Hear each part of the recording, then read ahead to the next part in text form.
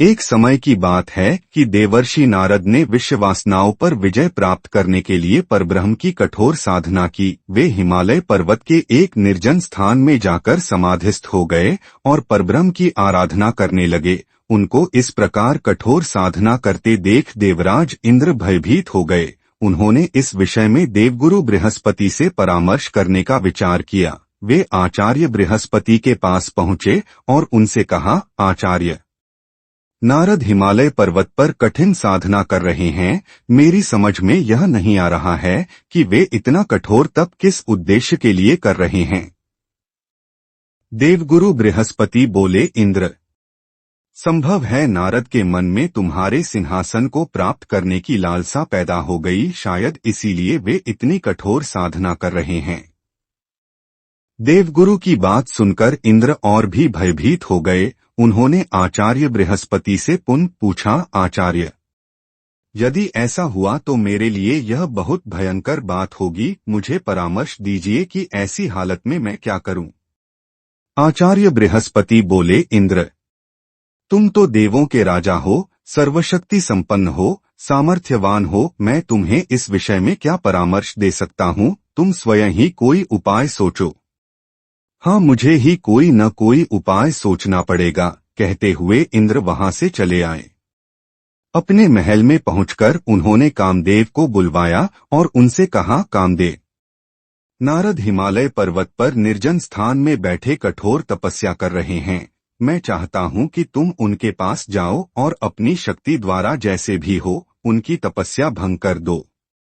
आज्ञा पाकर कामदेव तत्काल उस स्थान को चल पड़े जहां नारद तपस्या कर रहे थे। वहां पहुंचकर उन्होंने अपनी मायावी शक्ति का जाल बिछाया। उसके संकेत मात्र से उस ब्यावान क्षेत्र में बाहर आ गई। कुछ क्षण बीतते बीतते स्वर्गलोक की एक अप्सरा प्रकट हुई और नारद के सामने मनोहारी नृत्य करने लगी। उसके घुंघरुओं की मधुर ध्वनि वातावरण में गूंजने लगी, लेकिन कामदेव का यह प्रयास व्यर्थ ही साबित हुआ। अप्सरा नृत्य करते करते थक गई, किंतु नारद का ध्यान नहीं टूटा। थक हार कर अप्सरा वापस लौट गई।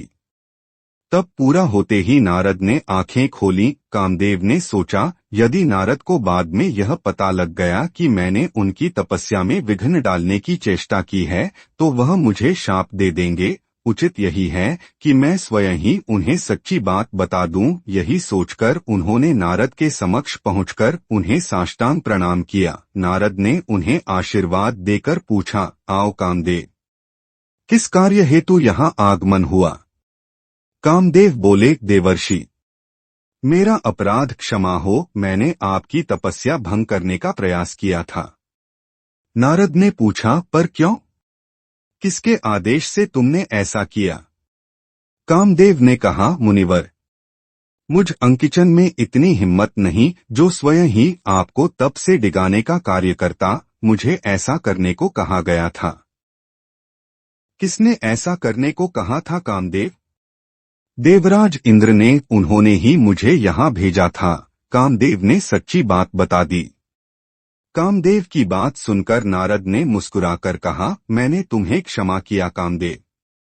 अब तुम जाओ और देवराज को बता देना कि नारद ने इच्छाओं को वश में कर लिया है। अब मैं संसार के किसी भी भौतिक आकर्षण में नहीं फंस सकता। जान बची और लाखों पाए, कामदेव ने सोचा और जल्दी से वहां से चले गए। कामदेव के जाने के पश्चात नारद सोचने लगे, मैंने कामदेव को परास्त कर दिया। अब मेरा नाम भी भगवान शिव के समान हो गया, क्योंकि कामदेव को या तो शिव ने परास्त किया था या फिर अब मैंने। यह सोचकर नारद कैलाश पर्वत पहुँचे। उन्होंने भगवान शिव और पार्वती को नमन किया। भगवान शिव ने नारद के चेहरे पर झलकती प्रसन्नता की चमक देखी तो उन्होंने पूछा, क्या बात है नारद, आज आप बहुत प्रसन्न दिखाई दे रहे हैं। नारद बोले, हाँ भगवान, बात ही कुछ ऐसी है। ऐसी क्या बात है, हमें भी तो बताओ। भगवान, मैंने कामदेव को जीत लिया है। इंद्र ने उसे मेरी तपस्या भंग करने के लिए भेजा था, किंतु वह अपने प्रयासों में सफल नहीं हुआ। मैंने निर्विघ्न अपनी तपस्या पूरी की है। नारद की बात सुनकर शिव मुस्कुराए और बोले, नारद, मुझे यह जानकर बहुत प्रसन्नता हुई कि तुमने काम पर विजय प्राप्त कर ली, पर देखो यह बात तुमने मुझे बता दी तो बता दी, और किसी देव को यह बात मत बताना, विशेषकर विष्णु को तो भूल कर भी यह बात मत बताना। लेकिन नारद को चैन कहा। यह बात बताने के लिए तो उनके पेट में मरोड़ उठ रही थी, अत भगवान शिव के परामर्श को उन्होंने नहीं माना और क्षीर सागर की ओर चल पड़े। रास्ते में उन्होंने सोचा, कामदेव पर मेरी विजय की खबर सुनकर शिव विशेष प्रसन्न नहीं हुए, शायद उन्हें मुझसे ईर्ष्या हो रही है, इसलिए वे भगवान विष्णु से भी यह बात न बताने को कह रहे थे। भला इतनी बड़ी सफलता की बात मैं भगवान विष्णु को क्यों न बताऊं? वे तो मुझसे बहुत स्नेह रखते हैं, काम पर मेरी विजय की बात सुनकर उन्हें तो मुझ पर बहुत गर्व होगा। ऐसा ही कुछ सोचते हुए वे क्षीर सागर में पहुंचे और भगवान विष्णु और माता लक्ष्मी के सामने पहुंचकर उन्हें प्रणाम किया। भगवान विष्णु बोले, आओ नारद, बहुत समय बाद तुम्हें देखकर बहुत प्रसन्नता हुई, कहाँ रहे इतनी दिनों तक? भगवान, मैं तपस्या कर रहा था और आपको जानकर हर्ष होगा कि मेरी तपस्या पूर्ण हुई। यद्यपि देवराज इंद्र ने कामदेव द्वारा मेरी तपस्या भंग करने की कोशिश की, किंतु कामदेव को भी मुझसे हार माननी पड़ी। अच्छा, क्या सचमुच? भगवान विष्णु ने कृत्रिम आश्चर्य व्यक्त किया। हाँ प्रभु, अब मैंने भी कामदेव पर विजय प्राप्त कर ली है। अब अकेले शिव ही नहीं हैं कामदेव को जीतने वाले, आपका यह भक्त भी सारे सांसारिक प्रलोभनों से परे हो गया है। भगवान विष्णु समझ गए कि नारद के मन में अभिमान पैदा हो गया है, किंतु प्रकट वे बोले, यह तो बहुत अच्छी बात है नारद, फिर भी तुम सदा सावधान रहना, कौन जाने कब क्या घटित हो जाए। फिर भगवान विष्णु से विदा लेकर नारद लौट पड़े। उनके मन में उत्साह की बजाय कुछ विक्षोभ सा था। उन्होंने सोचा, मेरी सफलता पर भगवान विष्णु भी बहुत प्रसन्न नहीं हुए, मैं कोई दुर्बल व्यक्ति थोड़े ही हूँ, फिर वे क्यों मुझे सावधान रहने की सीख दे रहे थे। नारद विचारों की ऐसी ही रौ में बहते हुए आकाश मार्ग में चले जा रहे थे कि तभी उनकी निगाहें नीचे बने एक भव्य नगर पर जाकर टिक गईं। अरे वाह, यह तो बड़ा सुंदर नगर लगता है, ऐसा नगर तो मैंने पहले कभी नहीं देखा, इसमें चलकर देखना चाहिए। यही सोचकर नारद नीचे उतरे और वहां के राजमार्ग पर जाते एक व्यक्ति से पूछा, सुनो भाई, इस विशाल और सुंदर नगर का राजा कौन है? वह व्यक्ति बोला, आश्चर्य है, आप यहाँ के राजा को नहीं जानते? यहाँ के राजा का नाम है शीलनिधि, आप उनसे मिलना चाहते हैं तो उनके महल में चले जाइए। नारद राजमहल के दरवाजे पर पहुंचे तो उनके आगमन का समाचार सुनकर राजा शीलनिधि स्वयं बाहर आए और बड़े आदर सत्कार पूर्वक नारद को अपने महल में ले गए। तभी राजकुमारी भी वहां आ पहुंची। राजा शीलनिधि ने नारद को उसका परिचय दिया, यह मेरी पुत्री है मुनिवर, इसका नाम श्रीमती है। श्रीमती की सुंदरता देखकर नारद ने मन ही मन उसकी प्रशंसा की। जब श्रीमती ने प्रणाम किया तो नारद ने उसे मुक्तकंठ से आशीर्वाद प्रदान किया। राजा शीलनिधि बोले, मुनिवर, श्रीमती अब विवाह योग्य हो गई है। मैंने निश्चय किया है कि शीघ्र ही एक स्वयंवर का आयोजन कराऊंगा ताकि यह स्वेच्छा से अपना पति वरण कर सके। नारद बोले, तुम्हारी कन्या साक्षात लक्ष्मी है, कोई भी हरि जैसा गौरवशाली व्यक्ति इसे पत्नी रूप में पाकर धन्य हो सकता है। राजा शीलनिधि बोले, आपके कथन से मेरा उत्साह बढ़ा है मुनिवर, अब तो शीघ्र ही इसके स्वयंवर का आयोजन करूंगा। नारद ने मन ही मन सोचा, इस राजकन्या का विवाह यदि मेरे साथ हो जाए तो कितना अच्छा रहे, इसे पत्नी रूप में पाकर मैं तो जैसे धन्य हो जाऊंगा। अगर यह मुझे प्राप्त हो जाए तो मैं पूरे ब्रह्मांड में स्वयं को सबसे भाग्यशाली पुरुष समझूंगा, पर मैं इसे प्राप्त करूं कैसे? राजा शीलनिधि का आतिथ्य सत्कार स्वीकार कर नारद उस नगर से बाहर गए और उन्होंने एक स्थान पर खड़े होकर भगवान विष्णु का स्मरण किया। अपने प्रिय भक्त की पुकार सुनकर भगवान विष्णु प्रकट हुए। क्या बात है नारद, कैसे स्मरण किया मेरा भगवन?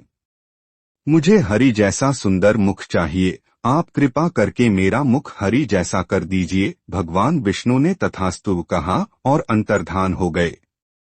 बस यही नारद से एक चूक हो गई। वरदान मांगते समय वे यह भूल गए कि हरि का एक अर्थ वानर भी होता है।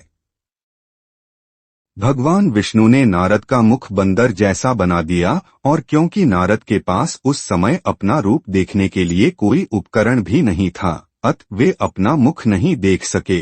जिस समय नारद स्वयंवर स्थल में पहुंचे, वहां अनेक देशों के राजा एवं राजकुमार उपस्थित थे। नारद बड़े विश्वास के साथ यह सोचते हुए कि अब तो वरमाला मेरे गले में ही पड़ेगी, जाकर एक आसन पर विराजमान हो गए। नारद को देखकर वहां उपस्थित राजा लोग मंद मंद मुस्कुराने लगे। उनमें से एक राजा बोला, अरे जरा इस मनुष्य का मुख तो देखो, इसका शरीर तो मनुष्य जैसा है और मुख बंदर का। दूसरा बोला, यह शायद अपने आप को बहुत सुंदर समझता है, तभी तो राजकुमारी के स्वयंवर में उसके द्वारा स्वयं का चयन किए जाने की आशा में यहाँ आया है। उस व्यक्ति की बात सुनकर सभी ठठाकर हंस पड़े।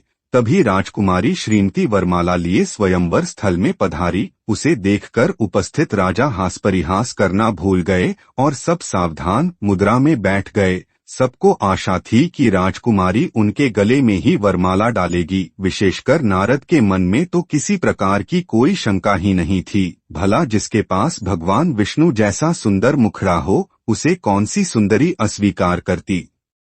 राजकुमारी वरमाला लिए जैसे ही नारद के समीप पहुंची, नारद ने अपनी गर्दन आगे करके मुस्कुराकर कहा, देवी एक दृष्टि इधर भी देख लो, मैं भी तुमसे परिणय करने का आकांक्षी हूँ। नारद की बात सुनकर राजकुमारी हंस पड़ी और बोली, तनिक अपने मुख को भी तो दर्पण में निहार लो वानर। यह कहकर उसने एक व्यंग्य भरी दृष्टि नारद पर डाली और उपेक्षा से उनकी ओर देखकर अपना मुख दूसरी ओर मोड़ लिया। राजकुमारी श्रीमती ने स्वयंवर स्थल में 2-3 चक्कर लगाए और फिर वरमाला हाथ में लिए एक और उदास भाव से खड़ी हो गए। तभी भगवान विष्णु ने स्वयंवर स्थल में प्रवेश किया, जिन्हें देखकर राजकुमारी का चेहरा खिल उठा। वह तेजी से आगे बढ़ी और वरमाला विष्णु के गले में डाल दी। नारद ने जब यह दृश्य देखा तो वे ईर्ष्या से जल उठे। वे विष्णु के पास पहुंचे और क्रोध भरे स्वर में बोले, भगवान, आपने मेरे साथ ऐसा छल क्यों किया? मैंने आपसे आपके जैसा सुंदर मुख मांगा था और आपने मुझे वानर का मुख दे दिया। ऐसा धोखा मेरे साथ आपने क्यों किया? भगवान, यदि आपको स्वयं ही इस राजकुमारी से विवाह करना था तो मुझे पहले ही बता देते, मैं स्वयं ही इस प्रतियोगिता से बाहर हो जाता। तब श्री हरि ने नारद से कहा, नारद, मैंने तुम्हारे साथ किसी प्रकार का कोई छल नहीं किया। तुमने मुझसे हरि का मुख मांगा था, सो मैंने तुम्हें दे दिया। तुम तो संस्कृत के प्रकांड पंडित हो, फिर यह क्यों नहीं समझ सके कि हरि का एक अर्थ वानर भी होता है? अपनी गलती महसूस कर नारद के क्रोध में कुछ कमी आई। उन्होंने पूछा, अब क्या मेरा मुख जीवन भर इसी प्रकार का बना रहेगा भगवान? भगवान विष्णु बोले, नहीं, बस तुम थोड़ी देर के लिए अपनी आंखें बंद कर लो। नारद ने अपनी आंखें बंद कर लीं। भगवान विष्णु पुनः बोले, अब अपनी आंखें खोलो और देखो कि सच क्या है। नारद ने अपनी आंखें खोलीं, इधर उधर दृष्टि घुमाई। अब वहां न राजा शिलनिधि था, न उसका कोई महल, न स्वयंवर स्थल और न स्वयंवर में भाग लेने आए प्रतियोगी। वे एक निर्जन स्थान पर खड़े थे और उनके सामने खड़े थे श्रीहरि विष्णु और माता लक्ष्मी। उन्हें इस प्रकार चारों ओर भौचक के भाव से निहारते देख भगवान विष्णु ने कहा, नारद, यह सब मेरी माया थी। तुम्हारे मन में घमंड पैदा हो गया था कि तुमने काम पर विजय प्राप्त कर ली है और तुम अब भगवान शिव के समकक्ष हो गए हो। तुम्हारे इसी अहंकार भाव को समाप्त करने के लिए मुझे यह माया रचनी पड़ी। और हाँ, जिसे तुम राजकुमारी श्रीमती समझे हुए थे और जिससे विवाह करने को आतुर हो रहे थे, जानते हो वह कौन थी? कौन थी? नारद के मुंह से बरबस ही निकल पड़ा, लक्ष्मी। मेरी चिरसंगिनी लक्ष्मी की ओर संकेत करते हुए भगवान ने कहा, तुम जिसे माता लक्ष्मी कहकर बुलाते हो, वही लक्ष्मी राजकुमारी श्रीमती थी। यह सुनकर नारद का चेहरा शर्म से झुक हो उठा। उन्होंने श्री हरि से कहा, हे प्रभु, आपने मुझ पर बड़ा उपकार किया, जो समय रहते ही मेरी आंखें खोल दी। मैं सचमुच पतन के गर्त में गिरने के लिए जा रहा था, किंतु आपने कृपा करके मुझे उबार लिया। इस प्रकार भगवान विष्णु की कृपा से नारद के मन में पैदा हुआ अहंकार भाव समाप्त हो गया। राजकुमारी श्रीमती से विवाह करने की जो इच्छा उनसे मन में पैदा हुई थी, वह भी तिरोहित हो गई। नारद नारायण नारायण कहते हुए पुनः अपने मार्ग पर चल पड़े। अगर आपको भगवान शिव जी की कथा अच्छी लगी है तो इसको लाइक करें और ज्यादा से ज्यादा शेयर करें। साथ में इस चैनल को सब्सक्राइब करें। धन्यवाद।